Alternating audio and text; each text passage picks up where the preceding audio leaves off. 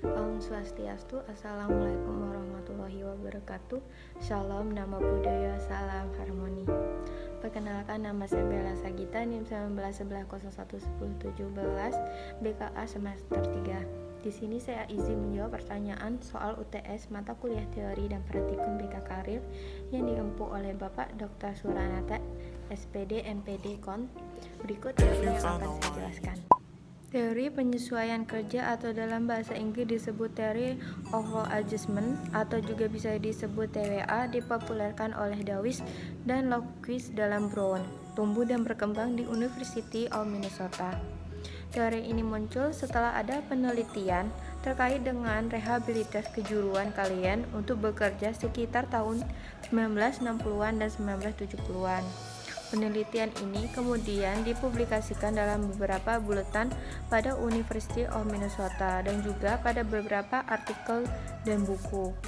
Sejak pada pertengahan tahun 1970-an, penelitian ini masuk dalam ranah penelitian psikologi. Mulai pada saat itu pula, penelitian ini telah dikembangkan. Adapun sejumlah besar variabel yang menjadi pusat perhatian untuk diteliti, seperti kepuasan kerja, sikap kerja, penilaian kinerja, riwayat pekerjaan, pendidikan dan pengalaman pelatihan, bakat, kebutuhan, minat, serta sifat. Konsep-konsep penting teori sebagai teori psikologi adalah teori penyesuaian kerja fokus pada person atau individu, namun person tidak berperilaku dalam ruangan hampa, melainkan person selalu ada dalam perilaku di lingkungan kerja. Setiap teori tentang person harus menjadi teori tentang person yang berhubungan dengan lingkungan kerja. Teori penyesuaian kerja diawali dengan 3 asumsi dasar, yaitu sebagai berikut.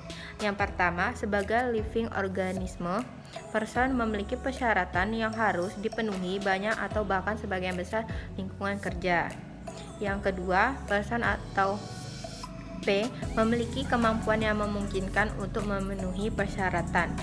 Yang ketiga, banyak perilaku person atau P dalam interaksi dengan lingkungan kerja. Sumbangan yang diberikan oleh teori penyesuaian kerja ini kepada pelaksanaan bimbingan konseling karir adalah secara jelas mengemukakan langkah-langkah yang telah dikembangkan untuk mengukur berbagai variabel yang dikaitkan dengan teori, termasuk langkah-langkah pengukuran kebutuhan, nilai-nilai dan kepuasan, keterampilan dan kemampuan, kepuasan perusahaan, dan indeks-indeks korespondensi.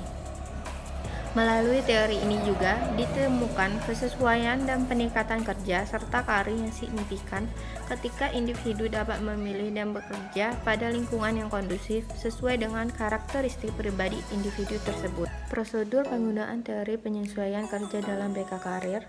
Yang pertama, konselor perlu membuat beberapa penilaian, keterampilan dan kemampuan serta kebutuhan dan nilai-nilai konseling.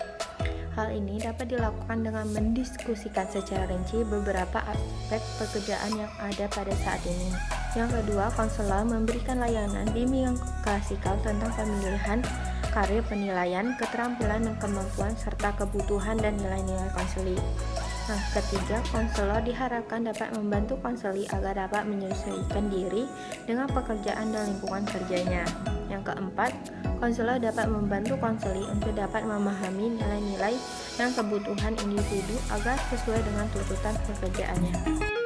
Sekian teori yang dapat saya jelaskan. Bila ada kesalahan, saya mohon maaf. Om Santi Santi Om. Assalamualaikum warahmatullahi wabarakatuh. Shalom. Nama